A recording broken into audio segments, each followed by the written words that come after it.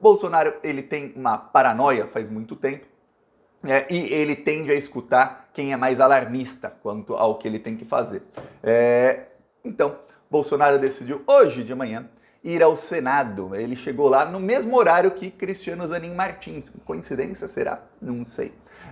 O Cristiano Zanin Martins está sendo sabatinado nesse exato momento. Depois eu faço um vídeo sobre isso, mas olha, spoiler aqui, Cristiano Zanin Martins vai passar no Senado com... Ele precisa de 41 votos, ele vai passar com 60, viu? Mas olha, se não for mais, tem uma chance grande do Cristiano Zanin bater o recorde de votos de um ministro do STF. Até os senadores da oposição, os bolsonaristas raiz já dizem, ele já é ministro, não tem nem o que fazer, não tem discussão nisso aí. Voltando a falar de Bolsonaro. O Bolsonaro chegou lá no mesmo horário do Cristiano Zanin Martins, tentou aí chegar pelos mesmos corredores e tudo mais, para ver se tinha um encontro, alguma coisa assim, não deu. Não deu. Então, ele foi pro gabinete do Flávio Bolsonaro. Flávio Bolsonaro chegou atrasado na sabatina do Cristiano Zanin. Para quem não sabe, a sabatina de um ministro do STF demora horas.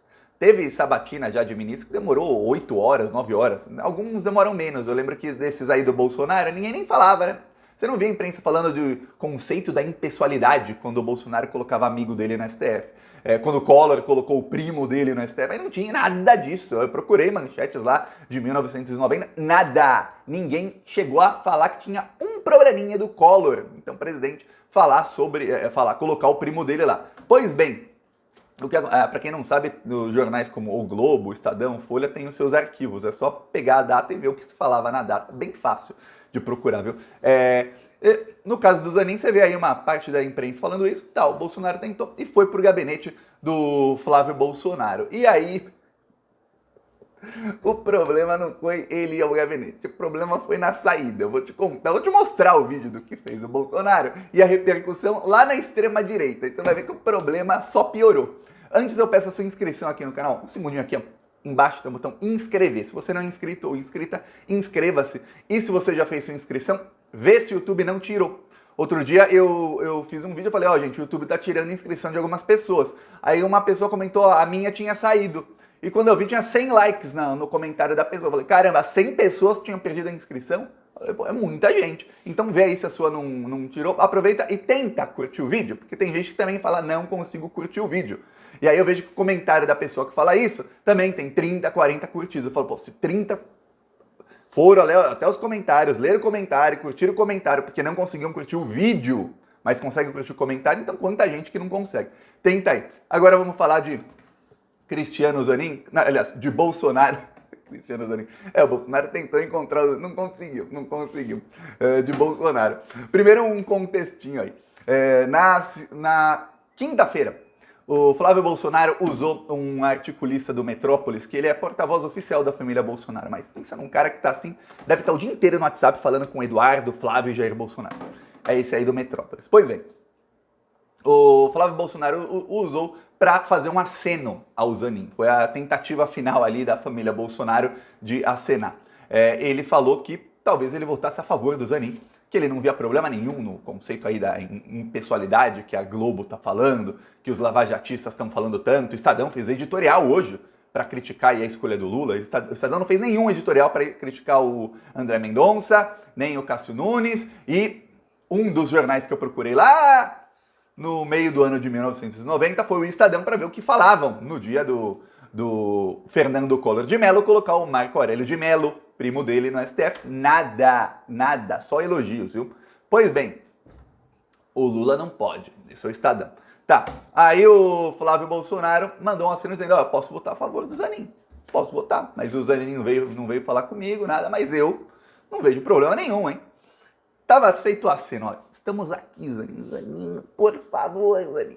O que aconteceu foi que não teve resposta, o Zanin nem sequer se preocupou em responder o Flávio Bolsonaro, assim como ele nem sequer se preocupou em responder ao Sérgio Moro, quando o Sérgio Moro fez aceno também, dizendo que, olha, se o Zanin quiser se encontrar comigo, eu me encontro com ele, hein? É só ele se encontrar que eu vou lá e falo com ele, com toda a cordialidade do mundo. Tô até lendo o livro dele. Pois bem, O Zanin não respondeu ao Sérgio Moro, assim como não respondeu ao Flávio Bolsonaro. Então, no domingo, o mesmo articulista do Metrópolis colocou o Flávio Bolsonaro ali fazendo uma crítica ao Zanin, aí já criticando o tal do conceito da impessoalidade, dizendo, o Lula colocou o próprio advogado. Peraí. Até quinta-feira tava ok. Aí já não recebeu resposta, domingo, segunda-feira, já não tá mais ok, ô Flávio? Só porque o Zanin não te respondeu? Pois bem, aí o Bolsonaro chega lá no mesmo horário. A sabatina começou às 10 da manhã. O Zanin chegou 9 e pouco. O Bolsonaro chegou no mesmo horário. Aí ele tentou passar pelo mesmo corredor, não conseguiu, foi ao Flávio. Tá. Falou com o Flávio Bolsonaro, não sabemos o que falou lá, estavam Flávio Bolsonaro, Jair Bolsonaro, Bia Kicis, que é outra que está investigada em vários inquéritos aí no STF e também vai ser tornada inelegível porque ela tentou também contra a democracia. Tá o Eduardo Bolsonaro, que também está com a situação muito ruim. Lembremos, tem um relatório da Polícia Federal do inquérito dos atos antidemocráticos, e olha, o nome do inquérito é didático, antidemocrático, que cita o Eduardo Bolsonaro e o Carlos Bolsonaro como os dois mentores de tudo. Então, vai ficar muito difícil que os dois não acabem sendo cassados e tornados inelegíveis. Lembrando, o Carlos é vereador e o Eduardo, ele é deputado federal. Então vão acabar cassados. A jurisprudência do julgamento do Bolsonaro vai pegar os filhos dele também. Esse inquérito da Polícia Federal também cita o Flávio Bolsonaro. E cita ali como investigado, como um dos mentores também, só que um pouquinho abaixo dos dois irmãos. Tá, os inquéritos do 8 de janeiro vão acabar chegando na família. Não tem como não chegar neles, porque eles são os mentores. Tá. Aí o Bolsonaro se reuniu com eles todos, saiu de lá. Na saída, eu vou te falar, o Valdemar da Costa Neto praticamente implorou: Bolsonaro, não fale nada, não peita os ministros do TSE, não faça nada. O Valdemar da Costa Neto está tentando costurar uma solução em que o Bolsonaro sendo tornado inelegível, o PL não perca muitos deputados. Ele está tentando costurar uma solução que seja assim, olha, mesmo se algum deputado porventura vier a ser cassado, que os votos desse deputado não sejam anulados. Imagina se o Eduardo Bolsonaro é cassado porque ele atentou contra a democracia. 1 milhão de votos. O PL não perde um deputado. O PL perde 3 ou 4. Então, o Valdemar fica assim, pô, eu perdo em 3 ou 4, ele não está pensando nem no número de parlamentares exatamente, que isso é importante. Mas ele está pensando o seguinte, ano que vem tem eleição e o fundo eleitoral, e lembrando, o fundo eleitoral do ano passado foi de quase 6 bilhões de reais. No ano que vem deve ser mais... Eleição para prefeituras é um pouquinho menor. Mas 2 anos depois tem outro fundo eleitoral que deve ser mais ou menos de uns 6 bilhões. Pelo número de deputados dele, o PL, se fosse o mesmo valor do ano passado, de 2022, o PL receberia hoje 1 bilhão e 100 milhões de reais. Pô, para um bandidão como o Valdemar, tá ótimo, mas tá excelente. Só que cada deputado que ele perde, tá perdendo aí 15, 20 milhões de reais. Dinheiro que eu sei, você sabe, que é para isso. Tem outro motivo para o cara querer tanta grana? Não tem. E ele também, com menos dinheiro, fica mais difícil eleger muitos prefeitos. Ele quer eleger muitos prefeitos. Tá. Pra roubalheira, Bolsonaro comer solto. Tá. Aí o que acontece?